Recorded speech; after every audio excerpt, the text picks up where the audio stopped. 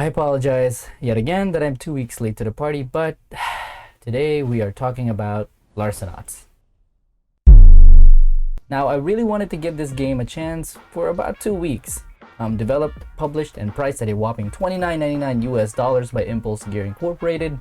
What you get is a hero shooter for VR that has, dare I say, massive potential, but it does need some serious rework. Upon launch on June 17th, it was met with heavy negative reviews on Steam despite all the hype it came with. Criticism came from shoddy controls, weird mechanic choices, and bugs that render the game unplayable, reported by a lot of disappointed reviewers.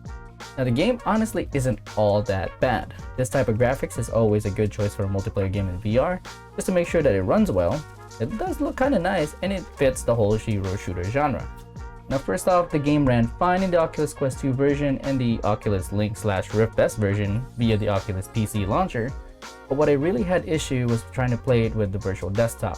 It had an entitlement check error, to which I can surmise after reading a bit about it in Google, that a lot of pirate gamers have had this error. So it seems that the game trying to be read via virtual desktop is a no-go, and hopefully this gets fixed somewhat soon.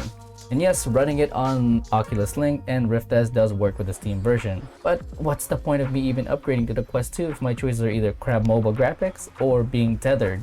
Anyways, now the story and lore behind it isn't all that emphasized, and the game story seems to be lackluster in choices too. And the evidence on upcoming battle pass is already showing just by judging as to how your overall account levels up. And surprise, surprise, it also has loot boxes. It is kind of neat that they have the option for private lobbies here as well. That's for that tasty 1v1, I guess. Now, upon launch, it came with the standard multiplayer modes of Team Deathmatch, a game type kinda like Capture the Flag, and of course Domination, which is all fun and well. Now, overall mechanics seems to have sacrificed intuitive and immersive controls to make way for faster kill time and easier handling for newer and more casual users. What I mean here is, let's say, the reloading. It's a button press away and it does the whole animation for you, which to me can be jarring for some VR veterans. Holstering weapons can be done simply by letting them go, and throwables can be activated just by tossing them. When running, the forced arm swing animation takes away gun controls and takes me out of immersion every single time. Plus, having to click off the running button just so I can bring my guns up takes like a lifetime trying to return fire. You could also just start pressing the trigger, but you'd be shooting randomly and you'd still have that slight delay and still have to aim your gun again. This can all be turned down here in the settings menu by turning sprint from standard to immersive. Funny enough, the running turns into what is actually standard to VR gaming. In the graphics section of the menu, there really wasn't much to begin with, but I guess from a quick patch, more options were opened up.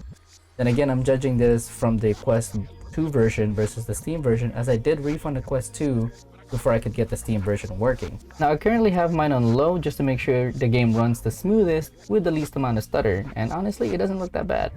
Here's a quick comparison to what I recorded off of the Quest 2 headset, mobile version versus the Steam VR version.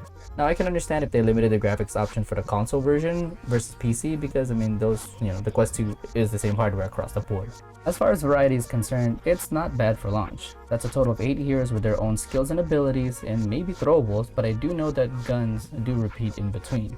Then again, I haven't unlocked them all, as I'm still deciding if I want to refund the game or not. I'm sitting at 106 minutes out of 120. Now, to sum it all up, the game is mediocre at best. It definitely has high potential to solidify its ground in VR if the developers are willing to listen and act fast, since VR is sorely lacking in the hero shooter genre. And honestly, I would wait this one out until they either lower the price or wait for the massive update. If you like this video, give it a thumbs up, and I would also love to hear what you think about the game in the comments down below. And if you are new here or haven't done so, subscribe to my channel for everything VR gaming and tech. See you next time.